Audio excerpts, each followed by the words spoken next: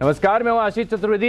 SGX Nifty पर फिलहाल अगर आप देखें तो भारी गिरावट यहां पर देखने को मिल रही है। करीब 300 अंकों का कट जो आपको एसजीएक्स निफ्टी में देखने को मिलेगा।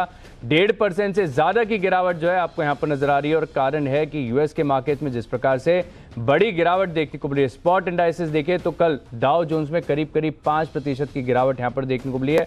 नास्डैक में भी देखें तो बड़ा कट देखने को मिला है। महंगाई दर के आंकड़े आने के बाद भारी गिरावट जो है आपको अमेरिकन मार्केट्स में देखने को मिली है और इसी का असर जो है आपको फिलहाल एसजीएक्स निफ्टी पर देखने को मिल रहा है। 293 करीब 300 अंकों की भारी गिरावट के संकेत जो है यहां पर देखने को मिल रहे हैं। 17,800 के स्तर पर एसजीएक्स निफ्टी फिलहाल कारोबार कर रहा है। बड़ी गिरावट यहां पर देखने को मिल रही है। हालांकि डाउ फ्यूचर्स अगर आप देखें तो लगभग सपाट है, वहां पर कोई भी रिकवरी के संकेत देखने को नहीं मिल रहे हैं और बड़ी गिरावट जो है कल आपको यूएस के मार्केट से नजर आई और इसी का असर जो है आप फिलहाल स्क्रीन पर देख रहे हैं। अंतर्राष्ट्रीय बाजारों में सब में अगर आप देखें तो बिटकॉइन हो या फिर दूसरे सोने चांदी कमोडिटीज में देखें, सब में ही बड़ा कट आपको देखने को मिला है। महंगाई दर के आंकड़ों के बाद यूएस के मार्केट्स में जो गिरावट आई है इसका असर आपको एशियन मार्केट्स पर भी देखें। कॉस्पी में भी देखें तो करीब 2% की बड़ी गिरावट यहां पर देखने को मिल रही है। लेकिन इस गिरावट का असल कारण क्या है और एक गिरावट कब तक जारी रहेगी, इसी को आज इस शो में डिकोड करेंगे और साथ में जो ग्लोबल मार्केट से संकेत आ रहे हैं और महंगाई दर के आंकड़े जो यूएस मार्केट में आए हैं इसको विस्तार से समझते हैं और ये समझाने के लिए हमारे साथ जुड़ रहे हैं मेरे सहयोगी दीपांशु भंडारी। Good morning Deepanshu. बड़ी गिरावट यहां पर देखने को मिली है, क्या कारण रहा? इन्फ्लेशन और जिस तरह का अनुमान बाजार लगा रहा था, जिस तरह का एक बाजार ने सोचा था कि चलिए हमने पीक इन्फ्लेशन देख लिया है, अब यहां से इन्फ्लेशन लगातार गिरावट का ही ट्रेंड दिखाएगा। गिरावट तो दिख रही है बट उतनी गिरावट नहीं है जितना का अनुमान लगाया था। इनफैक्ट अनुमान से थोड़ा बढ़कर ही आया इन्फ्लेशन और उसी का इंपैक्ट आप स्क्रीन पर देख रहे हैं। तो थोड़ा बाजार भी कंप्लेसेंट हो गए थे। 4 दिनों से हम देख रहे थे अच्छी तेजी बनी थी, एक बाउंस बैक बना हुआ था, लग रहा था कि इन्फ्लेशन कहीं ना कहीं काबू में आ चुका है, बट डेफिनेटली वो जो भी अनुमान थे वो नकार दिए गए हैं। तो जैसा आप बता रहे थे आशीष, अक्रॉस द ग्लोब हर एसेट क्लास में आप बड़ी गिरावट देख रहे हैं। एशिया के बाजार देखिए 2 से 2.5% टूटे हुए हैं। एसजीएक्स निफ्टी भी 300 अंक नीचे काफी समय से उसी लेवल पर है। 17,800 होल्ड करने की कोशिश कर रहा है बट 300 अंकों का भारी कट आपको एसजीएक्स निफ्टी पर भी दिख रहा है। और कल शाम अमेरिकी बाजारों में तो हमने देखा 4 दिनों की तेजी के बाद बड़ा हड़कंप हुआ। जितना 4 दिनों में गेन किया था लगभग पूरी गेन्स रिवर्स आपको होती हुई दिखी है। डाउ ऑलमोस्ट 1300 अंक गिरा है। नास्डैक पर एक ही दिन में आपने 5% की गिरावट देखी है। जून 2020 के बाद यानी कि 2.25 साल के बाद एक दिन की सबसे बड़ी गिरावट आपने अमेरिकी बाजारों में आती हुई देखी है। और एक ही दिन की कल की सेलिंग में 1.6 lakh crore dollars, 1.6 trillion dollars की बिकवाली आपने अमेरिकी बाजारों में देखती है। तो वो दिखा रहा है कि किस बेसिस पर कितनी भारी बिकवाली हुई है। अक्रॉस सेक्टर्स आपने देखा 3 से 4% लगभग सभी सेक्टर्स टूटे हैं। ऑफ कोर्स आईटी में सबसे ज्यादा गिरावट थी। एप्पल 6% एक दिन में लुढ़का है। माइक्रोसॉफ्ट 5% नीचे था। नेटफ्लिक्स 8%, मेटा 9% गिरकर आया। तो ये दिखा रहा है कि क्वांटम ऑफ सेलिंग काफी ज्यादा था और इन्वेस्टर्स का मूड डेफिनेटली कल आपको बिगड़कर आते हुए दिखा है। बॉन्ड यील्ड पर रखिए नजर। 10 साल की बॉन्ड यील्ड अब उछलकर 3.4% के पार है। वहीं जो 2 साल की बॉन्ड यील्ड है अब वो 3.8% के लेवल पर आ गई। 15 साल की नई ऊंचाई पर आपको ये यील्ड आती हुई दिख रही है। दिखा रहा है इन्फ्लेशन अब वापस कितनी बड़ी चिंता बन गया है। और क्यों ना हो, क्योंकि अनुमान लगाया गया था कि इन्फ्लेशन 8.1% पर आएगा, उसके मुकाबले 8.3% पर आपको आते हुए दिखा है। तो बाजार कहीं ना कहीं एक्सपेक्ट कर रहा है कि लगातार इन्फ्लेशन गिरेगा और गिर भी रहा है। 9% से हमने देखा 8.1% पर आ गया। पिछले महीने 8.5% का था, बट अनुमान था कि इससे ज्यादा गिरना चाहिए और उतना गिरा नहीं है। फ्यूल और एनर्जी कॉस्ट तो एक परेशानी बनी हुई है, बट इसके अलावा बाकी सभी जो इन्फ्लेशन के कंपोनेंट्स हैं वहां पर भी आपने बढ़त देखी है। स्पेशली हाउसिंग की अगर आप बात करें, फूड इन्फ्लेशन एक बड़ी चिंता बना हुआ है, मेडिकल इन्फ्लेशन एक बड़ी चिंता बना हुआ है और वहां पर भी आप जो प्राइस हाइक्स देख रहे हैं वो एक चिंता का विषय बन रहा है। और निवेशकों का डर यही है कि अब फेड को और ज्यादा अग्रेसिव होना पड़ेगा, रिसेशन भी आ सकता है। इनफैक्ट अब अनुमान लगाया जा रहा है कि अगले हफ्ते की पॉलिसी 21 सितंबर को जब आएगी तो 68% जानकार अब मान रहे हैं कि 0.7% की हाइक होगी। वहीं 32% जानकार मान रहे हैं कि 1% की बढ़ोतरी भी आपको आती हुई दिख रही है। कल तक यानी कि इन्फ्लेशन डेटा से पहले तक कोई भी नहीं मान रहा था कि 1% की रेट हाइक आ सकती थी। 90% मान रहे थे कि 5% की रेट हाइक होगी। अब 32% मान रहे हैं कि 1% की रेट हाइक होने वाली है। तो यह दिखा रहा है कि किस तरह से इन्फ्लेशन की एक्सपेक्टेशंस की वजह से आप रेट्स की बढ़ोतरी के एक्सपेक्टेशन भी बदलते हुए देख रहे हैं, और वो एक बड़ी चिंता बनी हुई है। बग्गा साहब भी आपके साथ जुड़ेंगे, वो इसके बारे में थोड़ा और भी आपको बताएंगे। बट काफी बड़ा रिएक्शन बाजार ने दिखाया है, एंड ऑफ कोर्स इंपैक्ट हमने देखा है। और एसेट क्लासेस में भी यूरोप 2% तक नीचे था। कच्चा तेल हम देख रहे हैं वापस $93 पर आ गया है। सोना फिसलकर $1700 पर आ गया है, और डॉलर इंडेक्स अब वापस आपको ऊपर जाने के संकेत दे रहा है। तो अक्रॉस एसेट क्लासेस इस इन्फ्लेशन की डेटा से आशीष हमने एक बड़ा इंपैक्ट कल अमेरिकी मार्केट और ऑफ कोर्स ग्लोबल मार्केट्स में देखा है। तो बड़ा इंपैक्ट जो इन्फ्लेशन के आंकड़ों से देखने को मिला, और इसी का असर जो है भारी गिरावट आपको अक्रॉस देखने को मिल रही है। शुक्रिया दीपांशु, विस्तार से ग्लोबल जो संकेत है हमें समझाने के लिए। तो चलिए अब शो में आगे बढ़ते हैं और इन्हीं ग्लोबल जो सेटअप है इसे विस्तार से समझेंगे। और हमारे साथ जुड़ रहे हैं एलिमेंट्स प्लेटफॉर्म के चेयरमैन और global market expert Ajay Bagga. Good morning sir. Market में अगर आप फिलहाल देखें तो भारी गिरावट यहां पर देखने को मिल रही है। पहला सवाल मेरा यही होगा कि जो इन्फ्लेशन की एक्सपेक्टेशंस थी 8.1%, 8.3% का आंकड़ा यहां पर देखने को मिल रहा है, क्या ये इतना ज्यादा है कि 1300 पॉइंट की गिरावट यहां पर आपको देखने को मिली? और अब जब रिएक्शन आ गया है तो यहां से आगे बाजार की चाल क्या होगी? इसमें तीन चीजें अहम थी आशीष। एक तो जो मार्केट पोजीशनिंग ऐसी थी जुलाई के जब इन्फ्लेशन गिरी थी तब से फेड के पिवट की बात हो रही थी कि भाई इंटरेस्ट रेट्स अब एक दो बारी बढ़ेंगे, उसके बाद कटने लग जाएंगे, अगले साल गिरने लग जाएंगे। तो वो उसका नकार दिया बिल्कुल मार्केट ने। दूसरा जो ऑप्शन पोजीशंस थी उन्होंने बहुत इसको एक्सेंचुएट किया, उससे बढ़ गया ये गिरावट। और तीसरी जो डेटा में क्या निकल के आया, डेटा में 8.1 से 8.3 का इतना बड़ा बात नहीं था।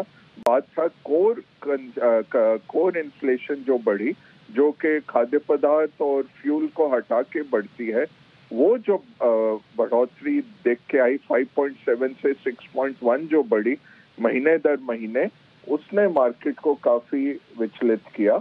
दूसरा था कि जो फूड इन्फ्लेशन बढ़ी, फूड अगर आप देखें खाद्य पदार्थ 13% ग्रोसरीज में बढ़ोतरी थी, 8% होटल में खाने की बढ़ोतरी थी। तो वो सबसे लोअर इनकम तबके के ऊपर बहुत इम्पैक्ट आता है जब खाद्य पदार्थों की कीमतें बढ़ती हैं, तो उसके कारण भी एक इम्पैक्ट आया। तो तीन तरफा इम्पैक्ट था। एक, मार्केट थोड़े कॉम्प्लेसेंट थे कि पिवट आएगा। दूसरा, जो ऑप्शन पोजीशन थी वो काटी गई तेजी से, उससे ज्यादा गिरावट हुई। एक हफ्ते की गिरावट एक दिन में आ गई, ये आप सोच के चलिए। और तीसरा था जो कोर इन्फ्लेशन में बढ़ोतरी हुई। महंगाई दर के जो आंकड़े हैं वो तो उम्मीद से ज़्यादा यहाँ पर देखने को मिले, लेकिन अब क्योंकि जो बाजार की उम्मीदें थी कि फेड अपने रुख में थोड़ी सी नरमी लेके आएगा, ये सारी उम्मीदें टूट चुकी हैं। तो क्या अब हम उम्मीद कर सकते हैं कि आपको 0.75 या फिर करीब करीब 1% की जो है यहाँ पर फेड में बढ़त देखने को मिले अगले हफ्ते? जी देखिए, जो ये खाद्य पदार्थों की कीमतें बढ़ी है वो 1979 के लेवल्स पे पहुंच गई हैं। और 79-80 में क्या हुआ था, वॉल्कर शॉक दिया था। पॉल वॉल्कर थे फेड के हेड।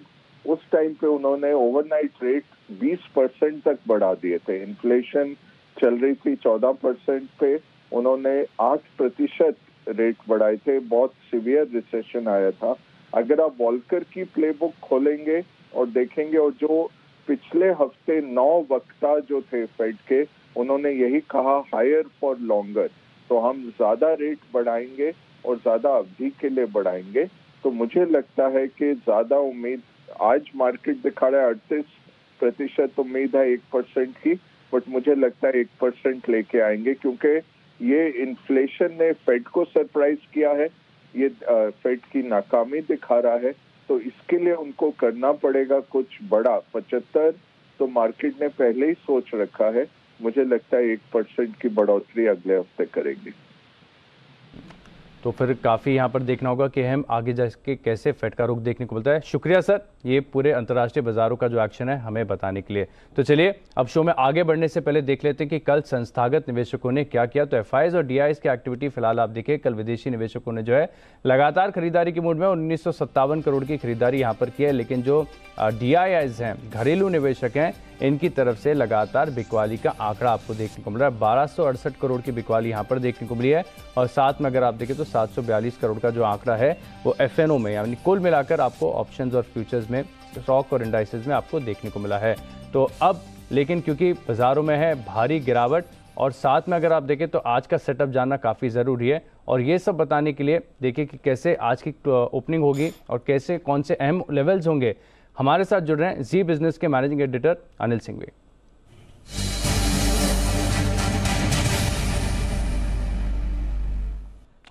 Good morning sir. भारी गैप डाउन ओपनिंग के साथ खुलने के संकेत देखने को मिल रहे हैं, बाजार का रिएक्शन आगे कैसा होगा?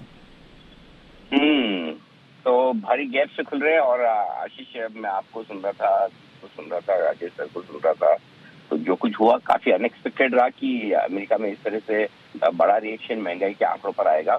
तो जाहिर सी बात है कि उनके साथ हमें भी गिरना, अगर 4 से 5% अमेरिकी बाजार गिरे तो 2 से 2.5% तो हमारा गिरना बनता है। तो मेरे ख्याल से कमजोरी के साथ खुलेंगे और थोड़ा दबाव रहेगा भी आज और कल 2 दिन, क्योंकि कल वायदा कारोबार की वीकली एक्सपायरी है। उससे पहले हम लगातार 4 ट्रेडिंग सेशन से मजबूती के साथ बंद हो रहे हैं, तो थोड़ा ऊपर में प्रेशर रहना ही रहना है। और जाहिर सी बात है कि जिनकी तेजी की पोजीशन बनी हुई है, फंसी हुई है, वो ट्रेडर्स थोड़ा हल्का होने की कोशिश करेंगे। अब इस तरह के मार्केट में आशीष 2 तरह की स्ट्रेटेजी होनी चाहिए। पहली तो एक ही ट्रेडर्स के लिए, तो ट्रेडर्स के लिए ये अगर सोचे हर बार की गैप होता है, गैप के बाद हम रिकवर कर जाते हैं तुरंत ही और वापस से ऐसा लगा उनको कुछ फर्क नहीं पड़ता, तो इस बार शायद वैसा सोचने के पहले थोड़ा सा इंतजार कर लेना ठीक है। क्योंकि जिस तरह की बड़ी गिरावट हुई है, पहले छोटी मोटी गिरावट से काम चल जाता था, बड़ी गिरावट हुई थी, इससे बहुत हड़बड़ी में, जल्दबाजी में रिकवरी करने की कोशिश न करें। और अगर आपकी शॉर्ट पोजीशन है तो उसे स्टॉप लॉस के साथ ट्रेल करें। खरीदना चाहते हैं तो बड़े गैप पे खरीदें, छोटे गैप पर नहीं, और खरीदने में भी स्ट्रिक्ट स्टॉप लॉस को फॉलो करें।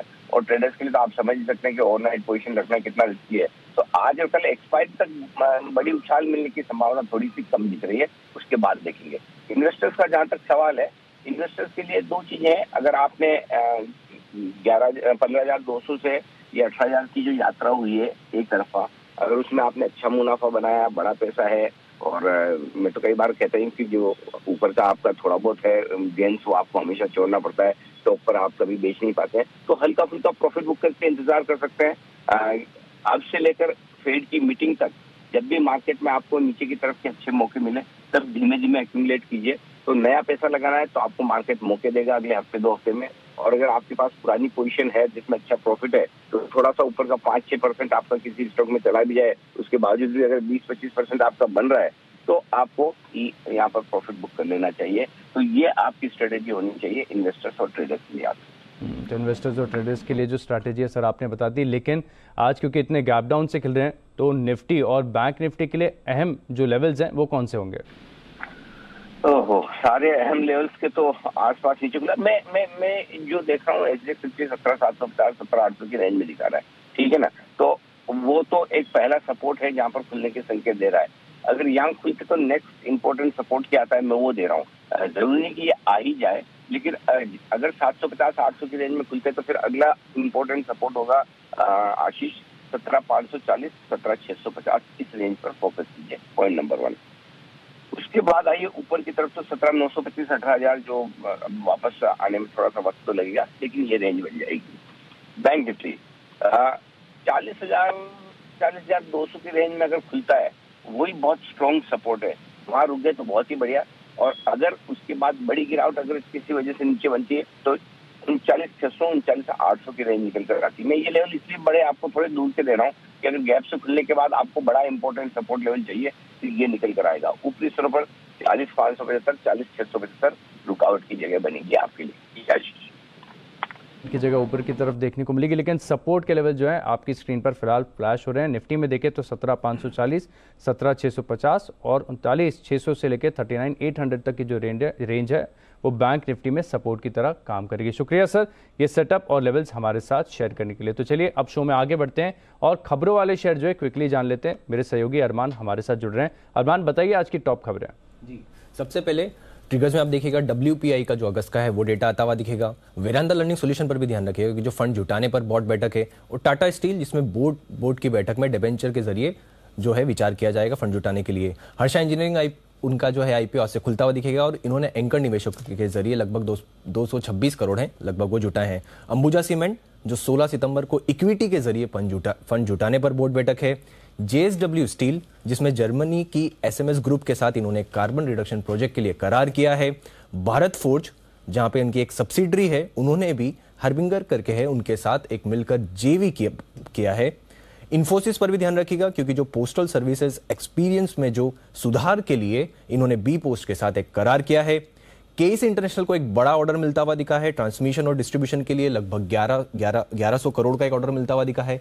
बजाज होल्डिंग्स पर ध्यान रखिएगा क्योंकि 110 के इंतरिम डिविडेंड का ऐलान किया है। और अंत में हेटसन एग्रो प्रोडक्ट्स पर भी ध्यान रखिएगा क्योंकि इक्विटी के जरिए फंड जुटाने के लिए 19 सितंबर को बोर्ड बैठक है। शुक्रिया अरमान, ये खबरों वाले स्टॉक्स हमें बताने के लिए। अब आइए देख लेते हैं आज के ट्रेडिंग कॉल्स। तो सबसे पहले अगर आप देखें तो सेंट्रम ब्रोकिंग की तरफ से जो राय आ रही है वो टीवीएस मोटर्स पर है। यहाँ पर बिकवाली करने की राय है। यहाँ पर टारगेट होगा 1010 रुपये का। यहाँ पर गिरावट दिन के दौरान देखने को मिल सकती है। आनंद राठी सिक्योरिटीज की तरफ से जो है डाबर पर, क्योंकि बाजार में गिरावट है तो हो सकता है कि डिफेंसिव स्टॉक्स में एक्शन देखने को मिले।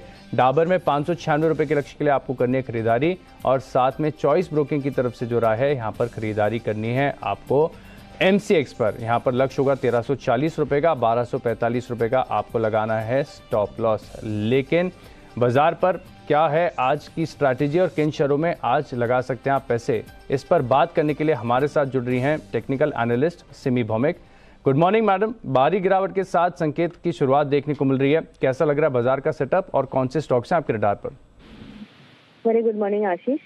एक बहुत बड़ा गैप डाउन ओपनिंग आज देखने को मिलना चाहिए, पर मुझे लगता है कि इनिशियली कुछ ट्रेड लेना बेकार है। थोड़ा सा वेट एंड वॉच में मोड में ही रहेंगे इनिशियली। पर मेरे नज़र में जो सपोर्ट रेंज है मैं वो बता देती हूँ। निफ्टी के लिए 17,800 से 17,750 ये मेरा सपोर्ट रेंज है। करीब इसी रेंज के आसपास ही निफ्टी खुलेगा और इस रेंज के आसपास खुलने के बाद अगर निफ्टी एक नया लो बनाने के लिए रिफ्यूज करता है तो वहाँ पे मैं लॉन्ग जाने का सलाह दूंगी। 17,700 ये मेरा स्टॉप लॉस होगा।